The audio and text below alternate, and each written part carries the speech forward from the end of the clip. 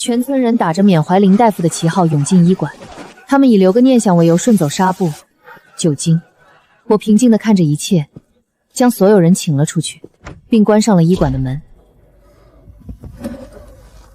在清点遗物时，看着满匣子村民未还的成年欠调，以及父亲留下的绝笔信，我转头掏空了城里打拼5年的全部积蓄，买下了村西头那片寸草不生的戈壁碎石滩。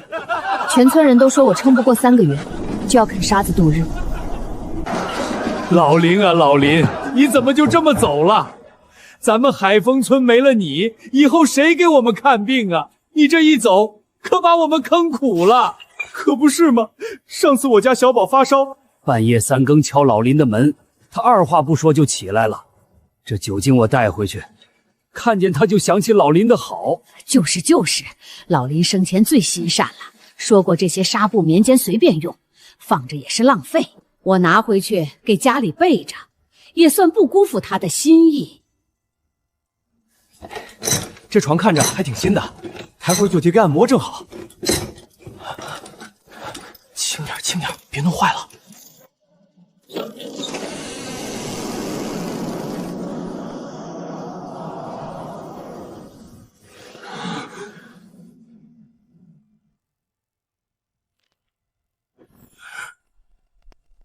半夏丫头，你可算回来了，节哀顺变啊！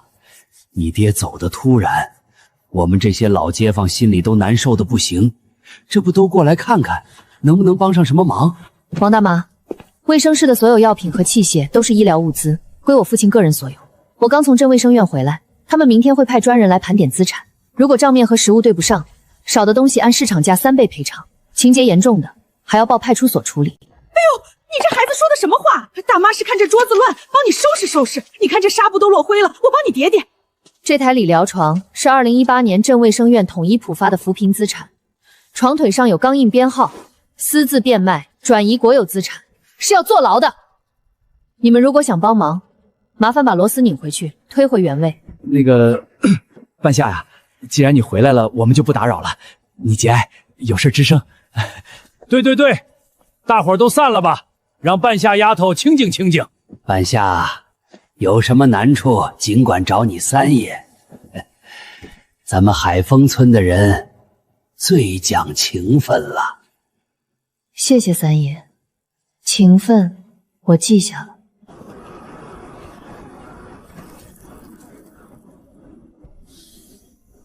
爸，这就是你用一辈子去守护的情分。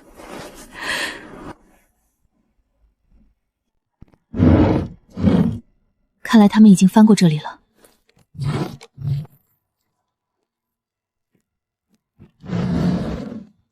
这是什么？我从来没见过。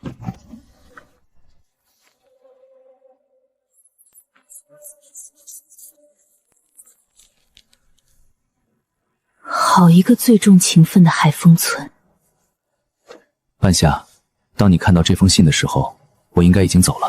匣子里的那些欠条，你一张都不要去讨，就当是我还给海丰村这辈子己的乡情。我知道你心里会怨我没给你留下什么，反而留下一堆烂摊子。但有一件事你必须听我的，用你手里所有的积蓄，明天一早就去村委，把村西头那片500亩的戈壁碎石滩买下来，一定要签70年的长包合同，1分钱都不能少给。记住，不要跟任何人提起这件事。买下它，那下面藏着我们林家最后的出路。村西头的戈壁滩，那里全是石头，连草都长不出来，白送都没人要。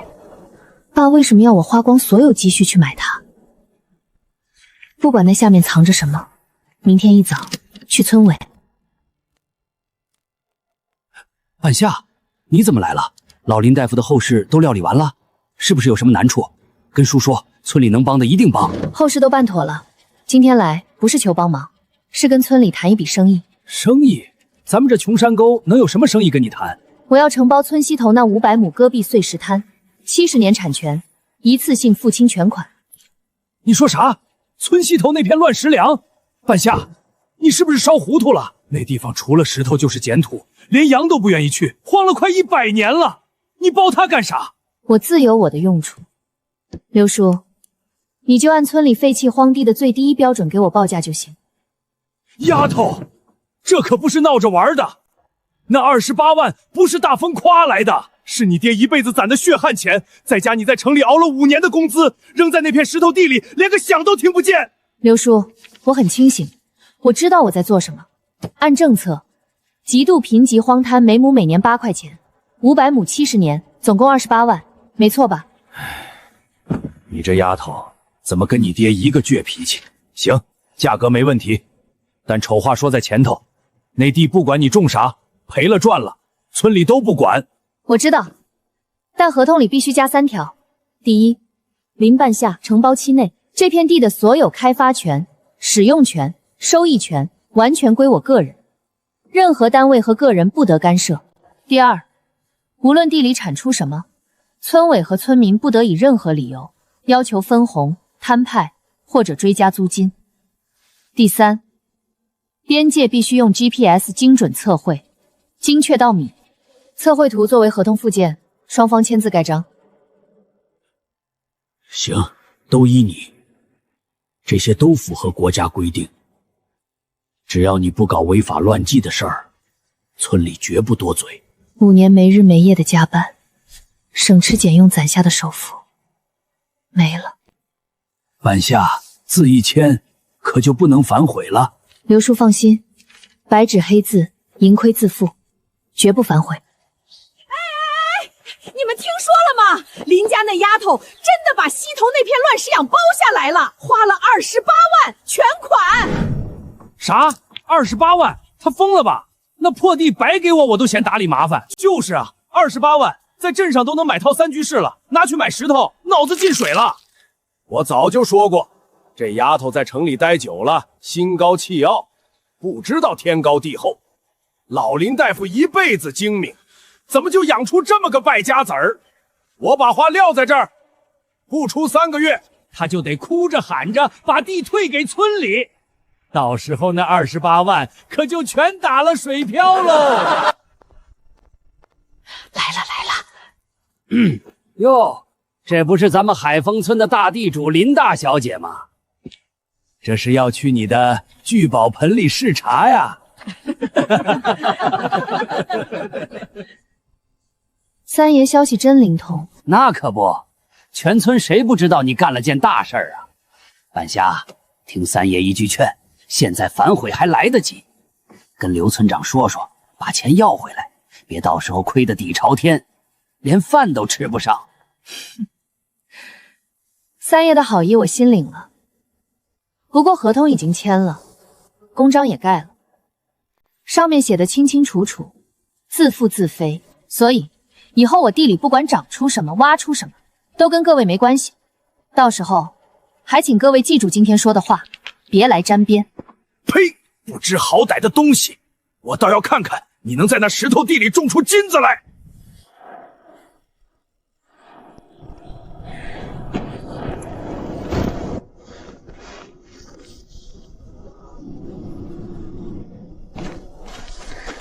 爸，我来了。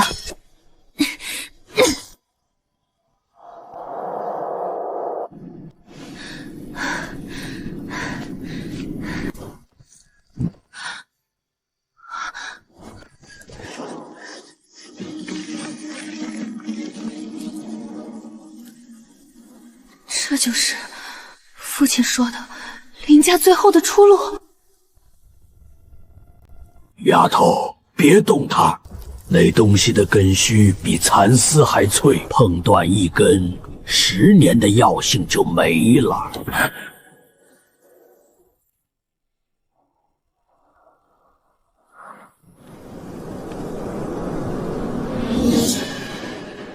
谁？警觉性不错，比你那个心善到傻的爹强多了。你认识我父亲？村里人都叫我楚老头，一个没人要的老不死。你爹活着的时候没少跟我念叨你，说你在城里出息了，是个做大事的料。我家半夏呀，脑子活，做事稳，比我强多了。这点药算什么？你的身子要紧。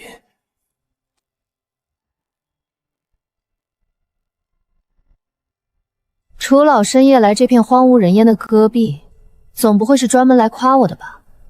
我来看看老林守了一辈子的宝贝，有没有被你这个毛丫头给毁了。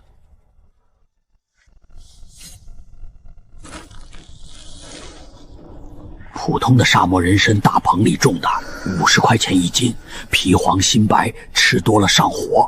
你挖出来的这个叫赤皮红心参，只有这片戈壁能长出来。丫头果然聪明。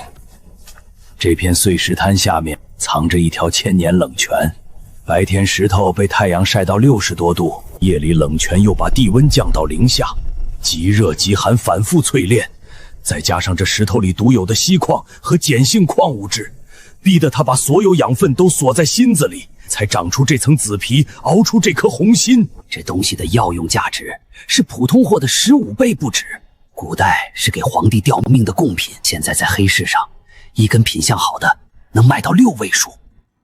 既然这么值钱，我父亲为什么不挖？他如果有钱，就不会拖着病不去看，最后累死在手术台上。因为你爹是个医生，他看的不是一根药，是一片地。这片戈壁的生态比窗户纸还薄。老林10年前就发现了这株种源，但他太了解海丰村的人了，如果消息走漏，不出3天，全村人都会扛着锄头涌过来。他们会把这里翻个底朝天，挖断泉眼，掘碎岩层。为了眼前的那点钱，他们会毁掉这片能养出无数赤心参的宝地。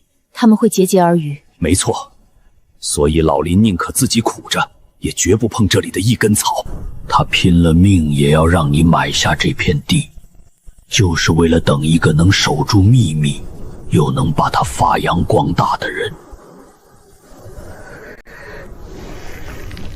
所以我来了，我买下了这片地70年的产权，现在这里是我的私人领地，谁敢动一草土，我就告到他倾家荡产。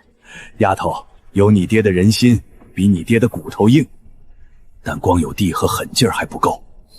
这东西金贵得很，一出土见风见光，只要处理错一步，3天之内药效全失，就变成一根烂木头。没有我楚家的古法9蒸9晒，你这满地的黄金就是一堆没用的石头。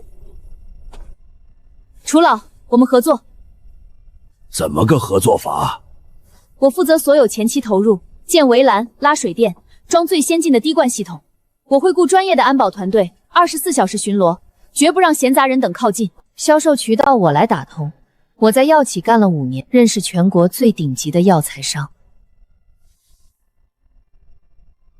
那我呢？您是技术总负责人，所有的种植、养护、炮制全听您的。您带徒弟传手艺，我给您开最高的工资。利润怎么分？扣除所有成本，净利润3-7分，我7，您3。老头子握着核心技术，你才给我3成。您有技术，但您没有钱，没有地，没有能力对抗村里的地痞流氓，也卖不出最高的价钱。3成利润，足够您在镇上买套房子，安享晚年。而且，我会在合同里写明，只要您在世，技术总监的位置永远是您的。这是最公平的交易。好一个公平的交易！老林大夫果然没看错人。成交！明天早上8点，第一批滴灌设备会运到镇上，我已经联系好了施工队，3天之内完成第1块试验田的铺设。你还没挖到药，就把设备都定好了？从我签下土地合同的那一刻起，我就没有给自己留退路。楚老，从明天开始，我们就在这石头地里种出黄金。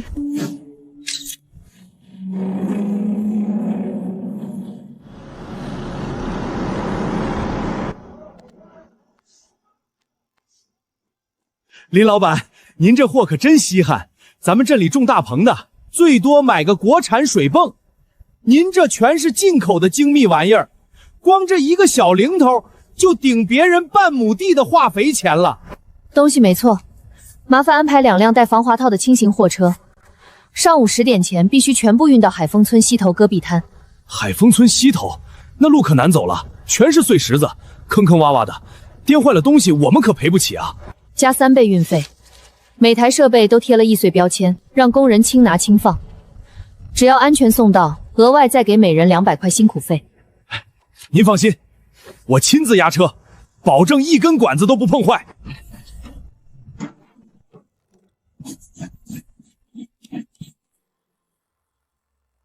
父亲守了10年的秘密，我要用最快的速度把它变成实实在在的产业。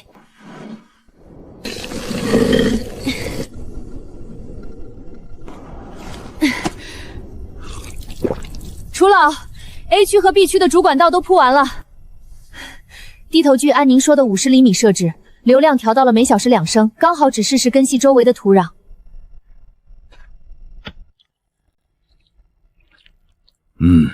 你们城里人的玩意儿确实精细，但光有水还不行，还差最关键的一步。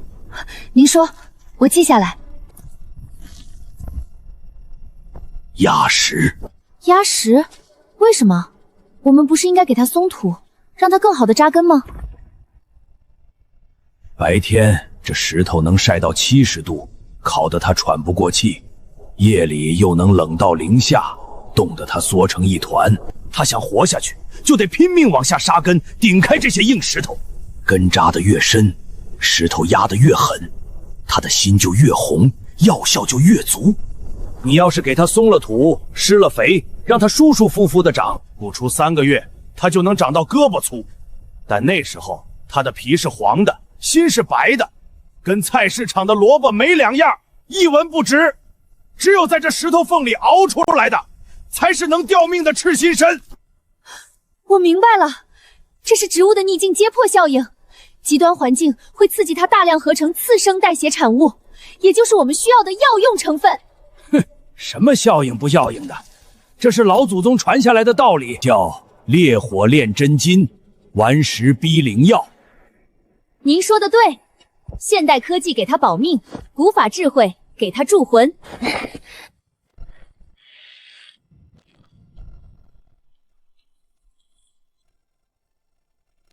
哎呦喂，还真干上了！你看那李丫头晒得跟个黑泥鳅似的，还有那个楚老头，俩人跟傻子一样在那搬石头。铺那些黑管子有啥用？给石头浇水？我活了60多岁，还是头一回见这么荒唐的事儿。28万啊，就这么打水漂了。老林大夫要是泉下有知，非得气活过来不可。这叫什么？这叫城里人的高科技农业。哼哼。人家看不起咱们种庄稼的，非要在石头地里种出金子来。我看啊，等他把钱造完了，就得哭着喊着回城里打工去。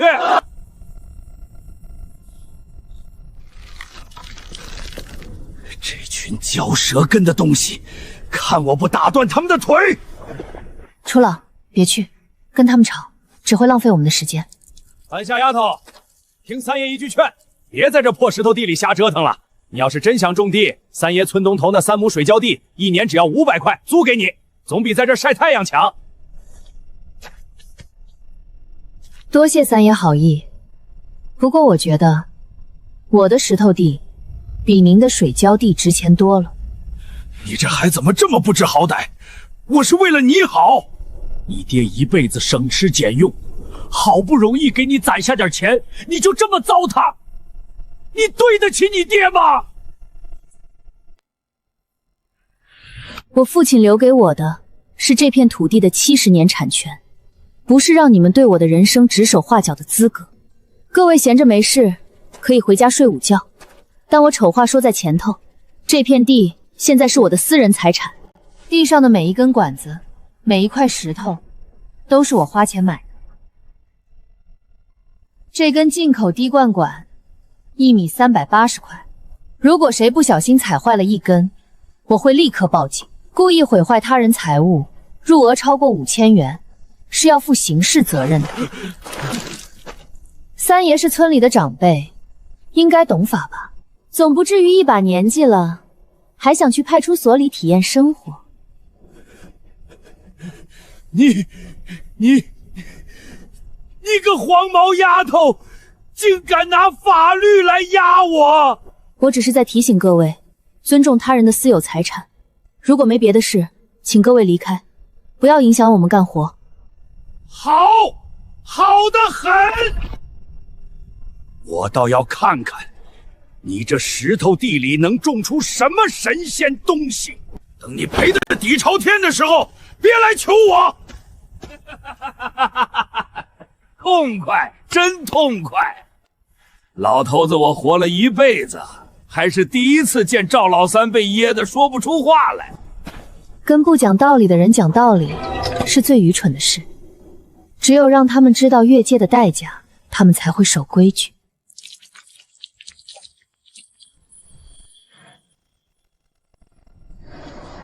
让他们笑吧，最多3个月，我会让整个海丰村都知道，什么叫做点石成金。三爷，没错，看样子是真的要种东西。给我听清了！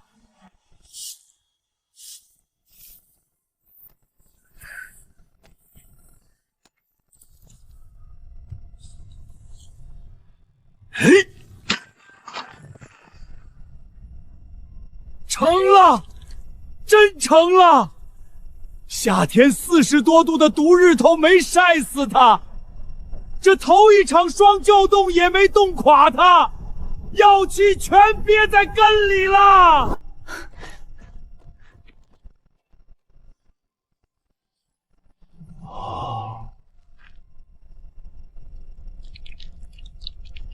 比我们预估的还要好，密度够，药性足。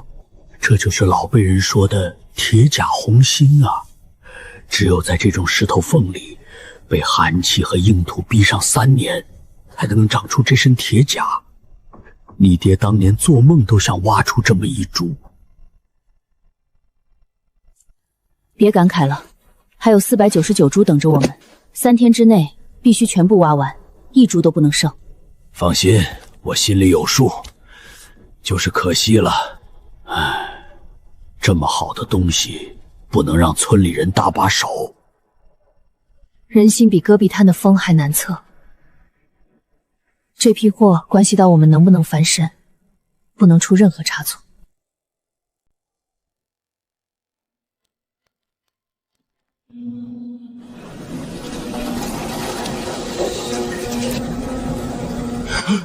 坏了，丫头，你快来看！我就知道会这样，这东西太娇贵了，离了那块石头地，见风见光就跑药性。再这么放着，不出3天，这些几百万的宝贝就全变成一堆烂柴火。古法9蒸9晒，最快需要多久？最快也得半个月，老祖宗的规矩不能破。第一蒸得用松木文火蒸透，然后必须在正午的毒日头下暴晒6个时辰，夜里还要收回来吸露水，9次循环，1次都不能少。不行，现在是初冬，日照时间短，紫外线强度不够，而且天气预报说后天有雪，半个月我们等不起。那能怎么办？这是老祖宗传了几百年的法子，以前我采到好药，10次有8次都毁在天气上，难不成我们眼睁睁看着这么多心血白费？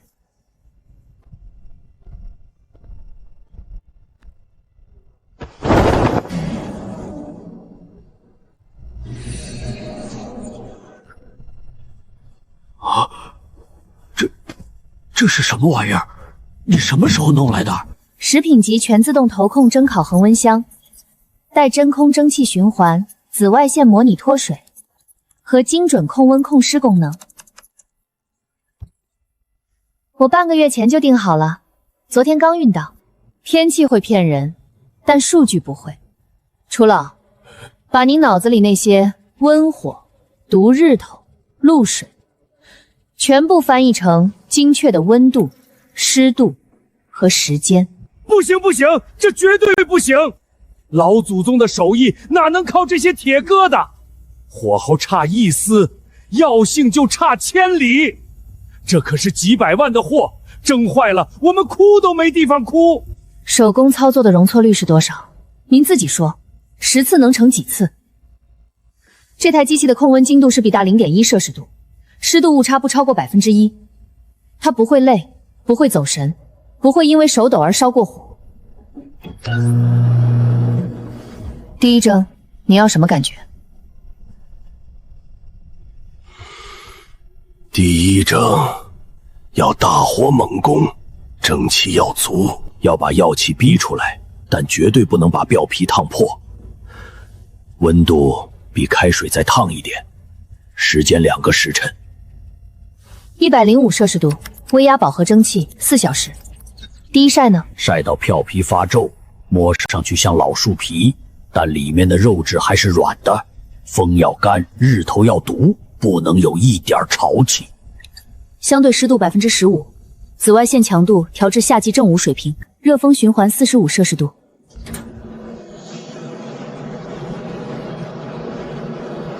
老祖宗的手艺是魂，现代科技是骨。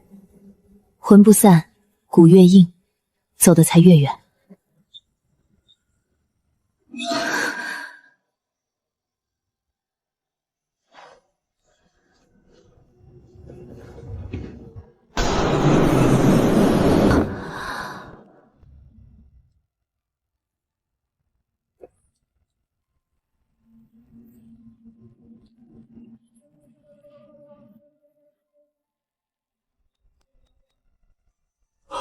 成了，真的成了。4天，只用了4天。铁皮，这是最顶级的铁皮沙漠人参，我活了一辈子，只在我师傅那里见过一次。药效1分都没散，全部锁死了。丫头，你这铁疙瘩把老祖宗的手艺给救活了。是我们一起救活的，没有您的经验，再好的机器也没用。现在把它们全部打包，每根单独包装，抽真空，贴好标签。丫头，这批货成色这么好，你打算卖给谁？镇上的孙大强要是知道了，肯定会出高价来收。他平时收普通货都几十块1斤，这种极品，他还不得抢破头？孙大强，他还不够格。省城的质检报告明天就会出来。我们的买家是那些真正懂行、真正出得起价的人。至于孙大强，他最好别来惹我，否则他会知道，现代商业的碾压比戈壁滩上的暴风雪要冷得多。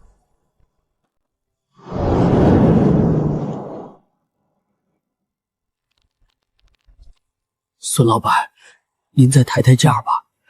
这30斤人参是我和我老伴在沙地里刨了3个月才挖出来的，15块1斤，真的连买化肥和水的本钱都不够啊。上个月您还说30块收的。老叔，行情变了吗？你看看你这货，皮黄心白，跟糠萝卜似的，一切片全是渣。15块我都嫌占地方。你要是嫌低，出门左转，随便问。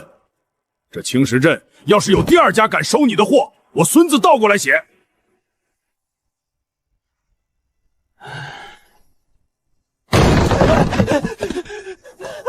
强哥，强哥，出大事了！天大的事儿！慌什么慌？天塌了不成？就是海丰村林怀仁那个闺女林半夏，在村西头那片烂石头地里种出宝贝了。昨天后半夜，那药香飘的半拉镇子都能闻见。药香？种石头能有什么药香？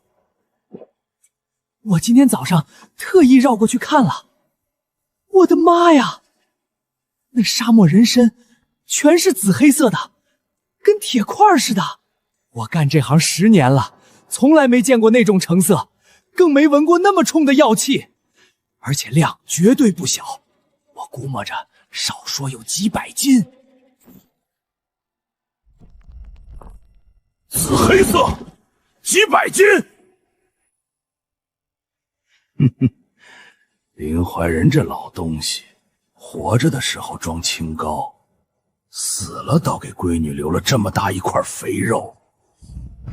瘦猴，叫上老三他们4个开我的车，咱们去海丰村看看咱们的林大侄女。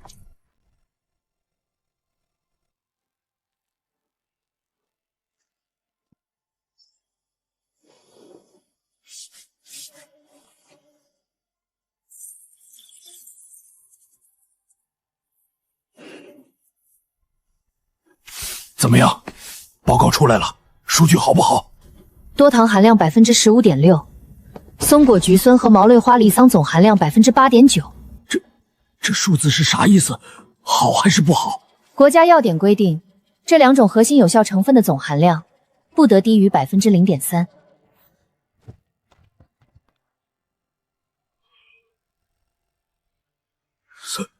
30倍。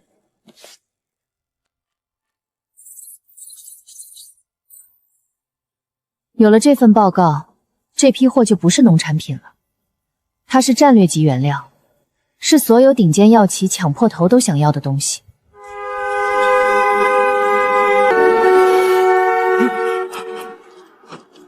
是孙大强，他果然来了。意料之中，他要是不来才奇怪。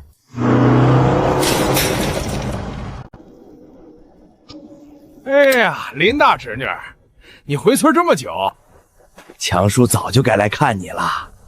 你看这事儿闹的，一直抽不开身。孙老板，我父亲生前是医生，只认病人，不认亲戚。这生大侄女，我受不起。有话直说。行，林老板是爽快人，那我就直说了。听说你在这石头地里种出了一批沙漠人参，这青石镇方圆100里的药材都是走我的渠道，你那点货我也不坑你，统货价30块1斤，我全包了。哎呀，强叔够意思吧？30块1斤，孙老板，你是没睡醒，还是觉得我和那些被你坑惯了的老农一样傻？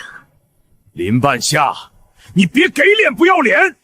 我告诉你，没有我的收购资质和运输路子，你这些东西1斤都别想运出海丰村。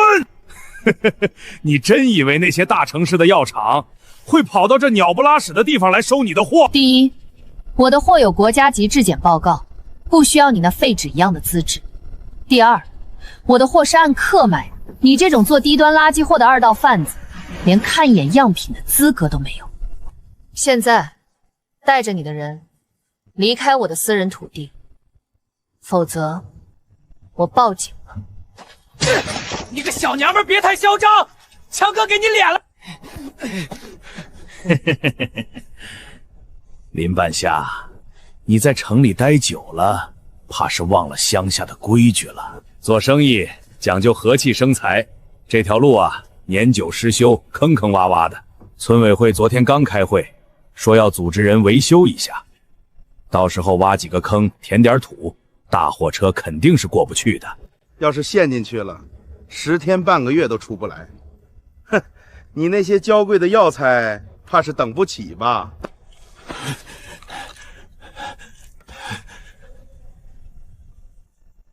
孙大强，你就这点本事，用这种下三滥的手段威胁人？我可没威胁你，我是好心提醒。到时候大卡车进不来，你只能用我的农用3轮车往外拉。不过那时候，30块1斤，可就变成20了。根据《中华人民共和国公路法》第46条和《治安管理处罚法》第23条，任何单位、个人不得擅自封闭、阻断公共道路，以维修为名实施恶意阻工、强迫交易的，处3年以下有期徒刑或者拘役，并处或者单处罚金。你尽管去挖坑，只要我的运输工具被耽误1秒钟，我保证你的收购站会被工商、税务、药检联合彻查。你这些年压榨农户赚的每一分黑心钱都会被追缴，而且我会以涉嫌强迫交易罪和涉黑恶势力举报你。你可以试试，是的关系硬，还是国家的法律硬？你少吓唬我！我可是遵纪守法的生意人。哼，既然守法，就滚。好，林半夏，你有种，我不拦你的路。哪个不长眼的敢来收你的货？我们走。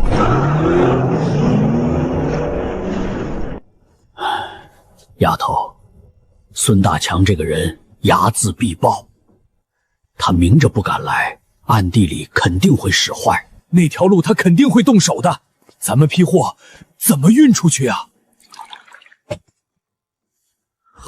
我从来没打算走那条路。不走那条路，那走哪儿？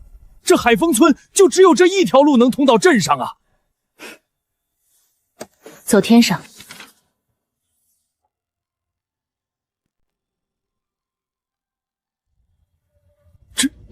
直升机。楚老，把所有密码箱都搬到外面的空地上。明天上午10点，华鼎集团的直升机会在这里降落。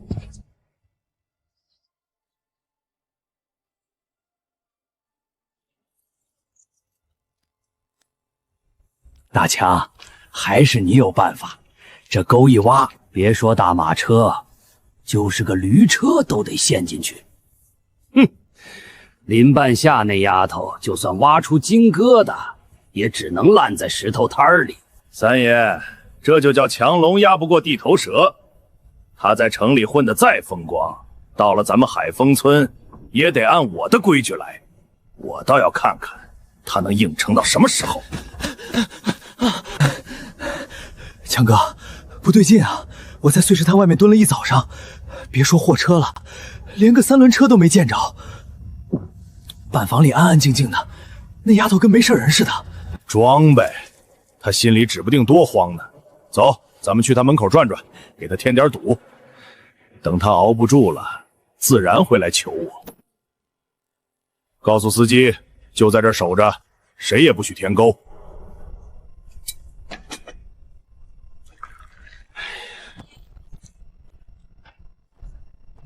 丫头，你怎么还坐得住啊？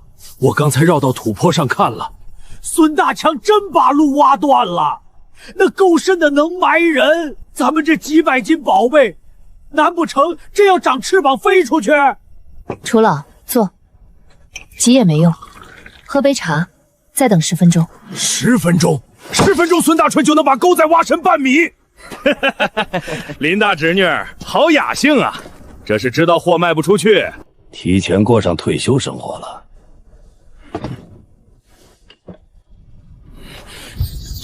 林半夏，别给脸不要脸！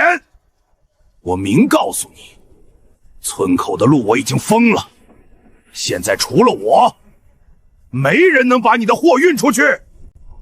我再给你最后一次机会，20块1斤，我全包了。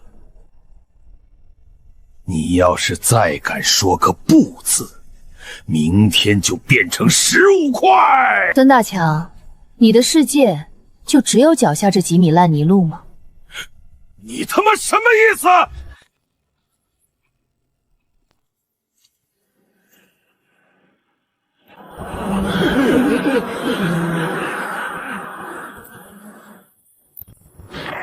华鼎07号，这里是赤羽基地，降落场安全，风速2.8米每秒，准许降落。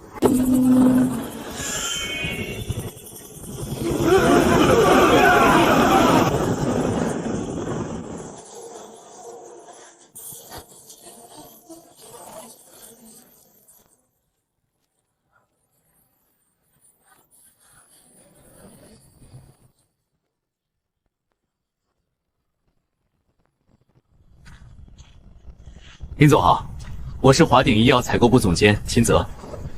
陈总特意吩咐我，一定要亲自来接这批货。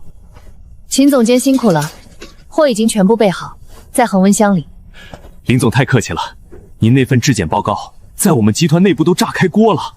首席研发官说，如果数据属实，这将是我们心脑血管产品线近10年来最大的突破。秦总，您好，您好。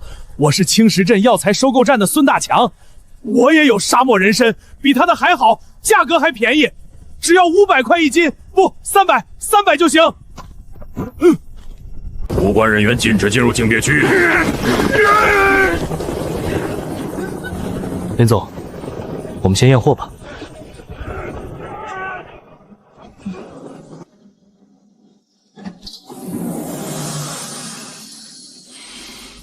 好香，这才是真正的野生老参的味道。哼，大棚里种的那些跟这个比起来就是白开水。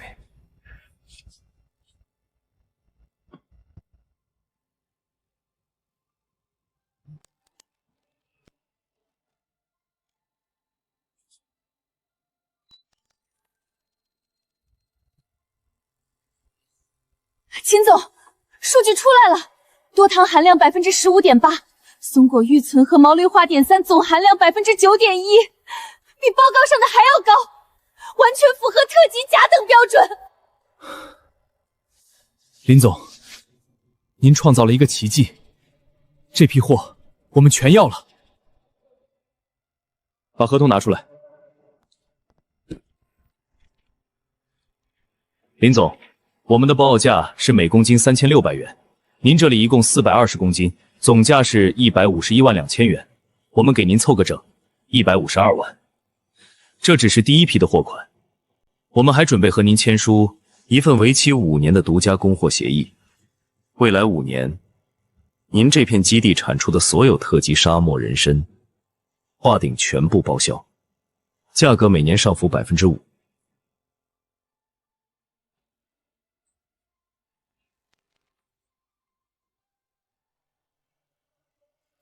合同没问题。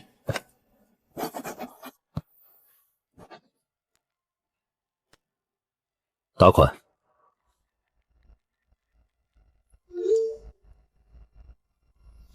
款已到账，楚老，帮秦总监的人搬货。秦总，我真的能供货，价格还能再谈。这位先生，我想你搞错了，我们和林总签署的是独家标性合同，从现在起，这片基地产出的每一株药材，在法律上都属于华鼎集团。这是我的名片，如果您或您的同伙未来以任何方式干扰林总的生产经营，包括但不限于阻断交通、恶意破坏、散布谣言，华鼎集团法务部将对您提起诉讼。我们有300名全职律师，会陪您打到底。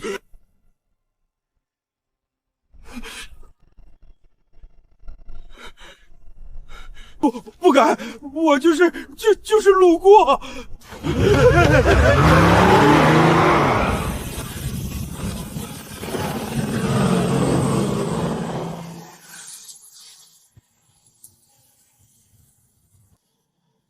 152万，他真的在石头地里挖出金山了。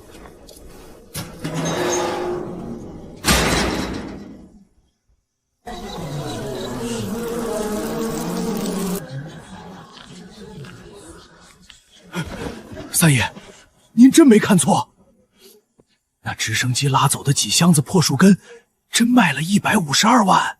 我家5亩玉米地种10年也赚不了这么多呀！我亲眼看着人家财务在平板上点了几下，那丫头手机就响了。华鼎集团的大老板能骗咱们？哎呦喂，这死丫头命怎么这么好？那片石头地当年白给都没人要，凭啥他林半夏捡了这么大一个漏？再说了，那地是村集体的，他凭啥一个人独吞这么多钱？就是，凭啥他一个外人赚这么多？老林大夫，我都找我什么活着的时候，可没少帮咱们。他女儿发了财，就该想着乡亲们。硬抢肯定不行，犯法。孙大强就是例子。但咱们不偷不抢，咱们跟他讲道理。他林半夏再能，也是林怀仁的闺女。他爹在村里当了一辈子老好人，欠了咱们多少人情？明天一早，村里60岁以上的老人都带上马扎，跟我去碎石滩。谁也不许闹事儿，谁也不许骂人。咱们就坐在他门口，跟他聊聊他爹当年的恩情。我倒要看看，面对全村的长辈，他那张冷脸还能不能绷得住？他要是敢不掏钱，咱们就坐死在那儿，让他以后在村里抬不起头。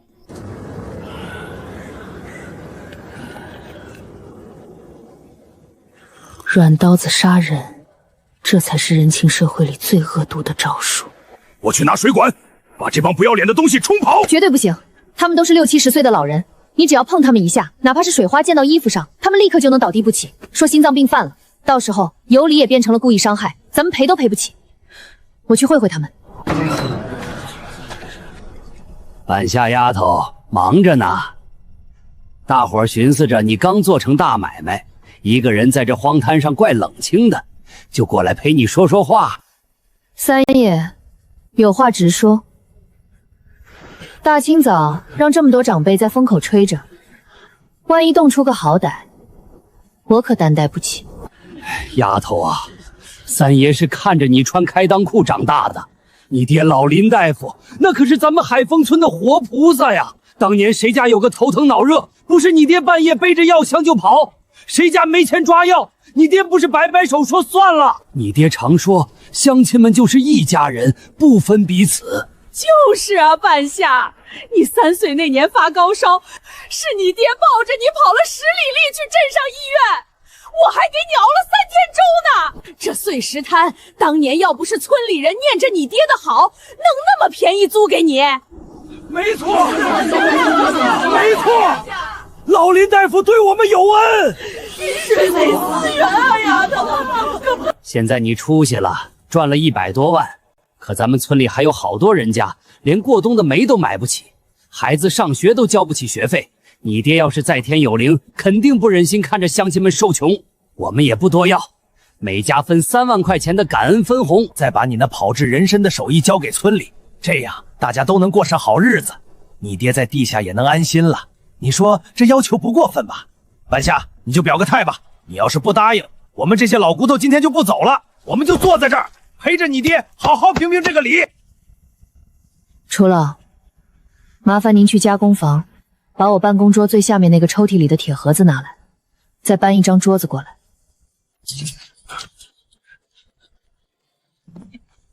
三爷，您刚才说我父亲对全村人有恩，对吧？那当然，全村人都记着他的好。好，那我们今天就好好算一算这笔恩情账。2008年11月17日，赵福海长子赵小虎急性闪尾炎，送县医院急救，因无钱缴费，由林怀仁垫付手术费、医药费共计人民币8000元整，承诺3年内还清。借款人赵福海。王桂花，2016年8月3日，你孙子误食农药，洗胃加住院7天，林怀仁颠覆医药费2000元整，承诺秋收后还清。这都多少年前的陈芝麻烂谷子了，你爹当时都说不用还了。我父亲说不用还，是他的善良，但我没说。李四，2014年3月盖房子缺钱，借了1500。张建国，2017年冬天老伴生病，借了2800。2019年儿子娶媳妇，借了4000。我父亲当了一辈子菩萨，你们吸了他一辈子的血。他省吃俭用，把所有钱都借给了你们，最后自己得了肺癌，连3万块的化疗费都拿不出来，只能躺在那个破医馆里，疼得整夜的叫。你们现在跟我谈恩情，跟我谈分红，好啊，父债女还，天经地义。赵三爷，本金8000，按国家同期银行贷款最低基准率计算，15年复利，本息合计16400元。现金还是转账？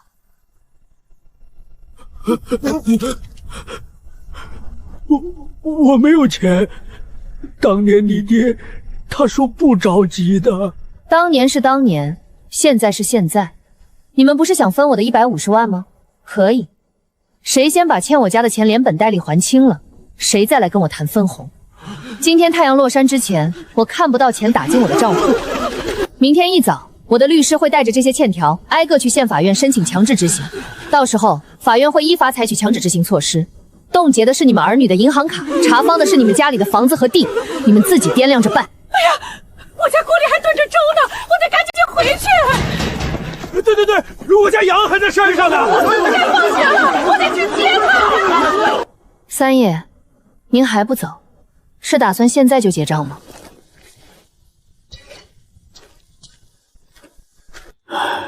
老林大夫一辈子心善，没想到最后竟然是这些欠条帮你解了围。丫头，你做得对，对付这帮贪得无厌的东西就不能心软。我父亲的善良没有错，错的是他的善良没有长出牙齿。从今天起，海丰村的规矩由我来定，任何人想从我这里得到什么，都必须拿出等价的东西来换。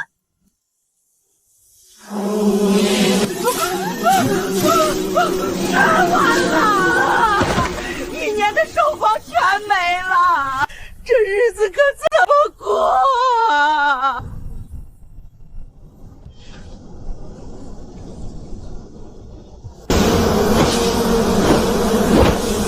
丫头，快出来！荒灾过境了，咱们的神珠要是被啃坏，所有心血都白费了。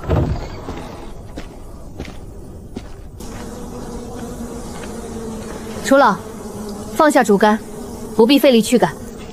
还放下！这虫子连硬树皮都能啃烂。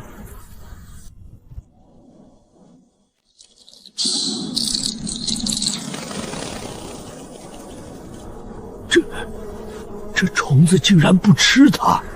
沙漠人参长期生长在极端戈壁环境中，体内富集高浓度生物碱与活性苷类，于人是珍稀药材，于蝗虫却是剧毒。再加身皮皲裂坚硬，根征深埋地下，虫群根本无从下口，这是环境赋予它的天然屏障。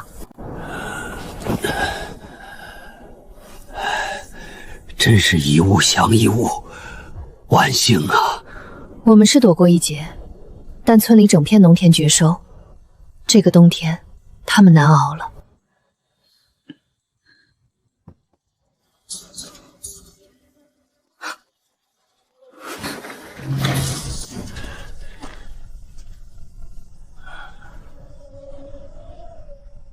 半夏丫头，这么晚了，打扰你休息了。三爷，有话直说。村里的地全被蝗虫毁了，颗粒无收，大家伙手里1分余钱都没有，眼下买米度日都难，更别说过冬的煤、孩子的学费，我们实在是走投无路了。半夏，以前是我们糊涂，贪心闹事，对不住你。如今是真过不下去了，求你拉一把。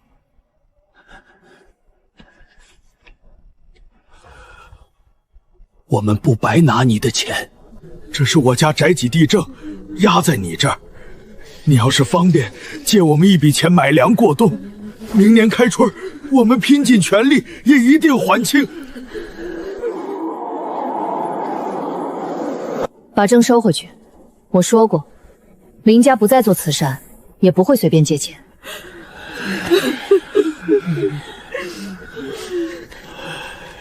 也是我们痴心妄想。走吧，大伙儿，别在这儿碍眼了。我不借钱，也不会养闲人，但我这里有活干，有工钱拿。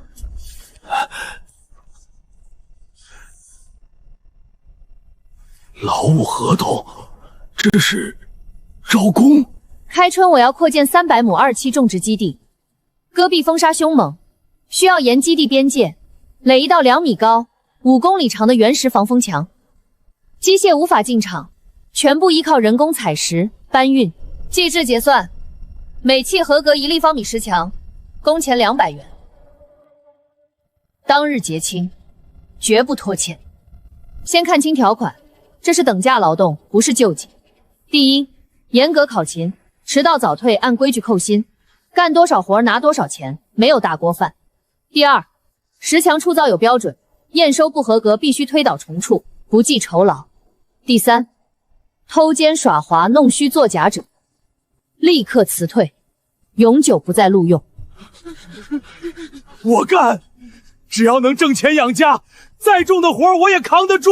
我年纪大了，搬不动大石头，家里老伴儿也离不开人，能不能给我找点轻活？现场遍地蝗虫，我大量收购死虫，蝗虫可发酵制成有机肥，新鲜死虫2块钱1斤，有多少收多少。捡，我带着孙子一起捡，谢谢你，半夏。丫头，你这是救了全村人的命，我们都记在心里。明早6点，带好身份证件、劳动工具，到此排队签合同。材料不全，不予录用。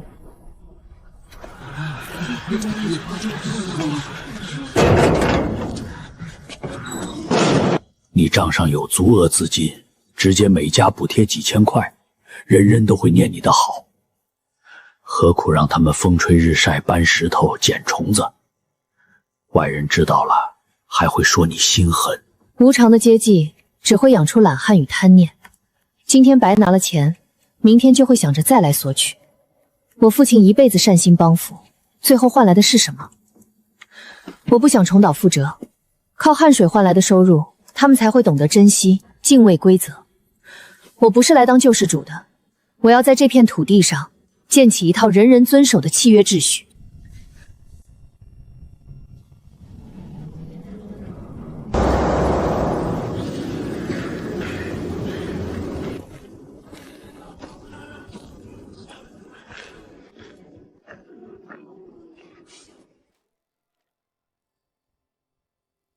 按户籍排队，交身份证核对，签安全整诺书。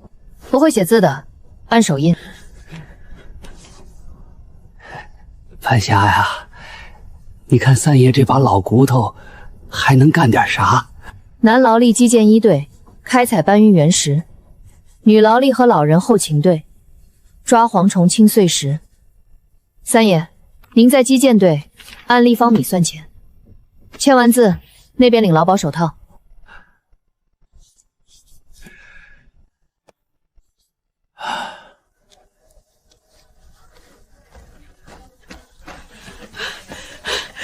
谢谢半夏，谢谢半夏老板。不准鞠躬，这里是工地，不是祠堂。只要你的蝗虫够称，我1分钱都不会少你的。去干活。哎，大妈，这就去，这就去。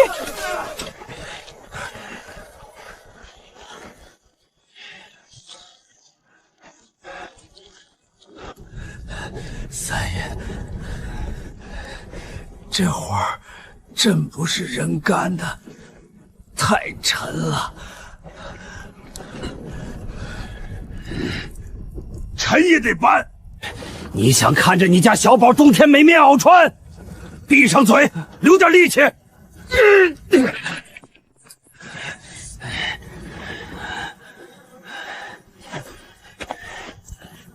停下！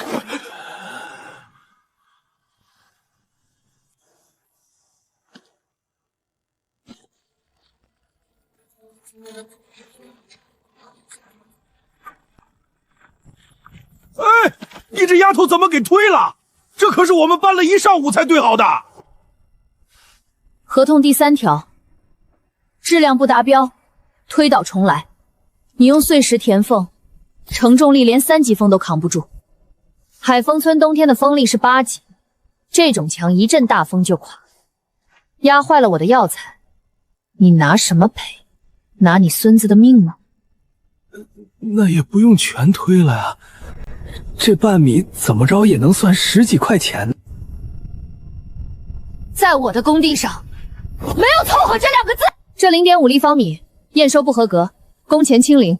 想拿钱，就把底座的每一块石头都严丝合缝的咬死。再有下一次偷工减料，你立刻滚出工地。四儿，别废话了，人家出钱买咱们的力气，就得按人家的规矩来。重气。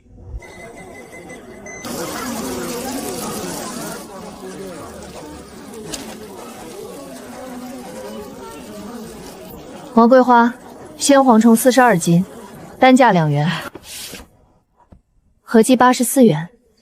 签字。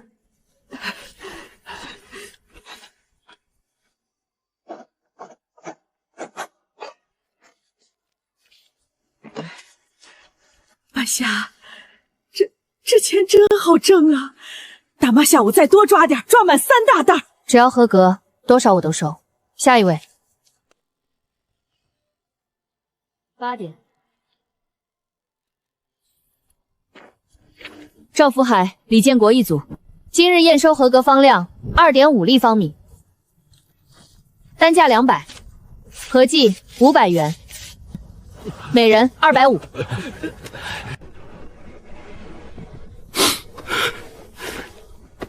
半夏老板，明天早上6点，我们准时到。注意安全，带好护具。下一组。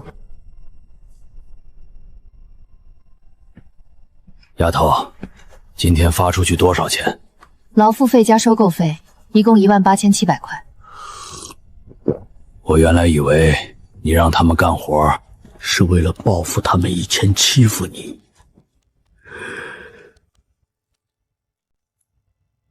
现在我才看明白，你是在救他们的命。报复是最廉价的情绪，我要的是这片基地的绝对安全，而且我也是在救他们的骨气。尊严不是别人施舍的，是自己用汗水换来的。他们今天赚到的每一块钱，都会让他们明白，想要活下去，不能靠乞讨，不能靠道德绑架，只能靠契约和劳动。老林大夫心软，养出了一群伸手要饭的白眼狼。你心狠，反而把他们逼成了能靠双手吃饭的人。这也许就是因果吧。强健好之后，才是真正的考验。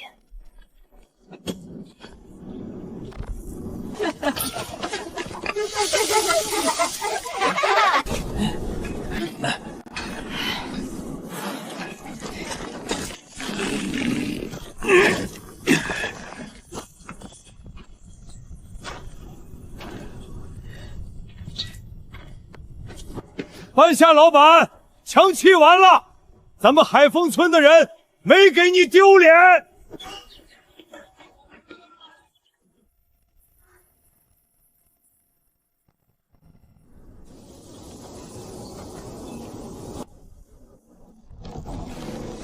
哦，太好了！你看这牙市，这批种源的成活率绝对能到95%以上。多亏了这堵墙啊！不仅挡住了冬天的白毛风，还把地温保住了。要是搁以前，这种苗早就被风沙打光了。意料之中，只要硬件设施达标，数据就不会骗人。华鼎集团的2期预付款下售到账，这300亩只是开始。我要把这里打成全国唯一的野生赤皮沙漠人参核心产区。丫头，基地一下子扩大10倍。光靠咱们俩肯定顾不过来，除草、巡检、采收、抛掷，哪一样都缺人。你是打算去镇上招人，还是？镇上招人，物流和管理成本太高。海丰村有现成的熟练工，用村里人，冬天他们是快饿死了才肯卖力气。现在手里有了余钱，万一以前那些偷奸老滑、沾亲带故的毛病又犯了，在药店里乱搞，这可是几千万的大盘子，容不得一点闪失啊！楚老，规矩一旦建立，就会形成肌肉记忆。他们这个冬天学到的最重要的一课，不是怎么砌墙，而是怎么遵守契约。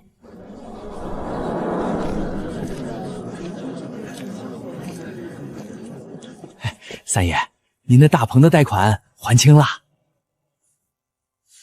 全清了，1分钱都不欠。我还给我家小宝报了镇上的电脑班，让他学学新知识。你呢？我也清了，昨天刚把去年欠化肥站的钱结了，无债一身轻啊！活了大半辈子，从来没这么踏实过。唉，灾年总算是熬过去了，可半夏老板那边的墙也砌完了，咱们以后去哪儿找这么好的活儿啊？钱给的痛快，还不拖欠。王桂花，你这叫什么话？人家半夏老板冬天给咱们一口饭吃，那是情分。怎么，你还指望人家养你一辈子？三爷，我不是那个意思，我是说，半夏老板那里规矩虽然严，但干着心里踏实啊，不像以前给别人干活，干到年底还拿不到钱。是啊，以前咱们都觉得老林大夫心善，是咱们村的活菩萨，可菩萨只能救一时的急，救不了咱们的穷根。半夏丫头心硬，规矩像铁一样冷，但她用这铁一样的规矩，硬生生把咱们这群等着天上掉馅饼的人，逼成了能靠双手挺直腰板站着的人。老林大夫救了咱们的命，半夏是救了咱们海丰村的骨气。全体村民请注意！全体村民请注意！林半夏老板要在咱们村成立海丰赤玉沙漠人生专业合作社。下午2点，在村西头基地大门外进行首批合同工公开招募，名额有限，想报名的带上身份证，准时集合。招工了！半夏老板又招工了，还是长期工！都愣着干什么？回家拿身份证！谁要是敢在招工的时候插队耍小聪明，不用半夏老板开口，我赵老三第一个把他赶出海丰村！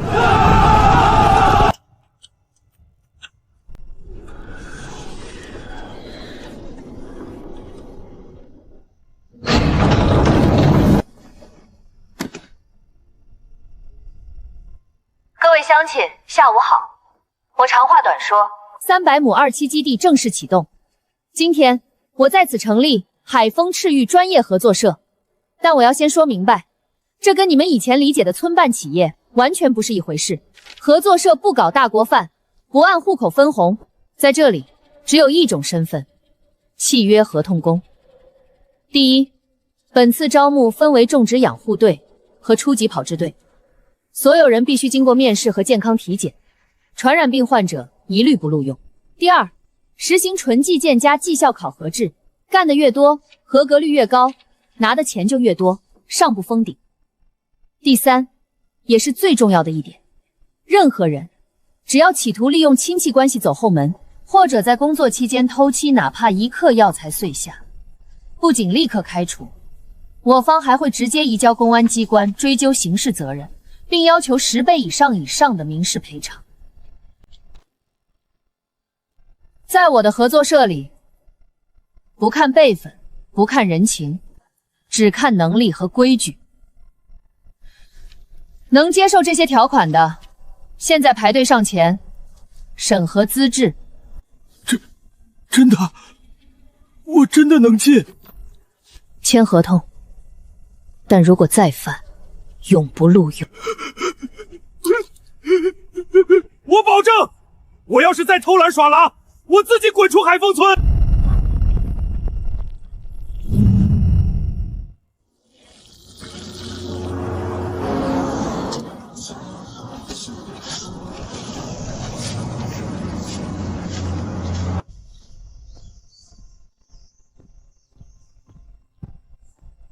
三组注意，起根时铲子往下走3寸，绝对不能伤了主须。谁弄断一根特级品，这个月绩效考核扣200分。三爷，您就放100个心。咱们现在手上的功夫比绣花还细。昨天那批特级品，华鼎的质检员可是连挑3根刺都没挑出来，直接给了满分。可不是嘛，半夏老板说了，今年合作社笑翻，咱们这些老员工的年终奖金能顶以前种5年地的钱。我孙子今年考上县一中了，学费生活费早就攒够了。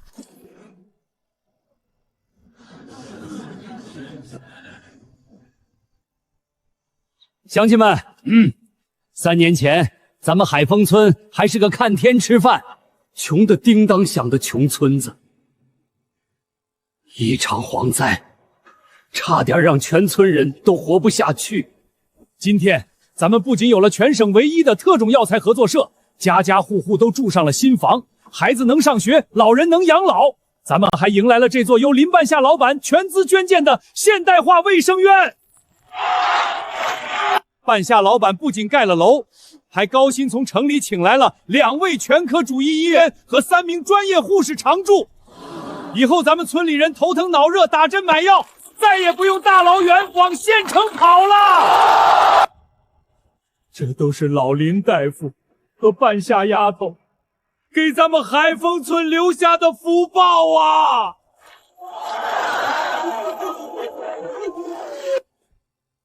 这家卫生院用我父亲的名字命名，他一生行医救人无数，在他眼里，病人没有高低贵贱，只要有需要，他都会伸出援手。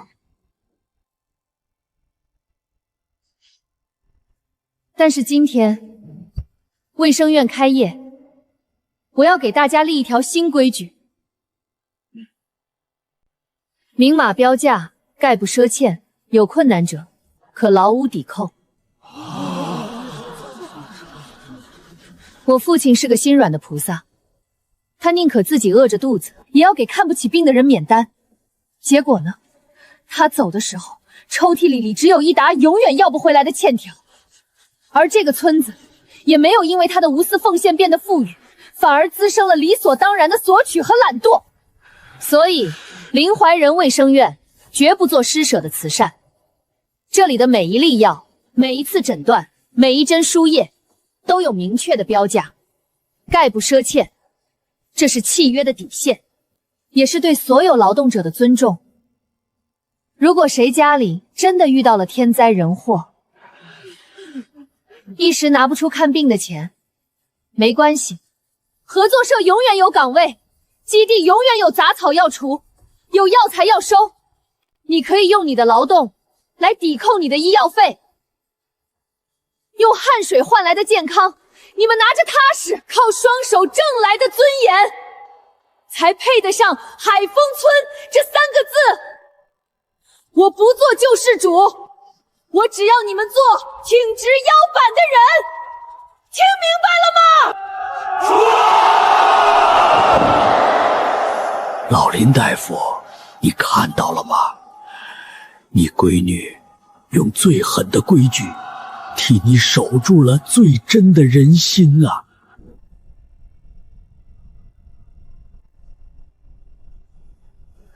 丫头，3年了，我到现在都觉得像是在做梦。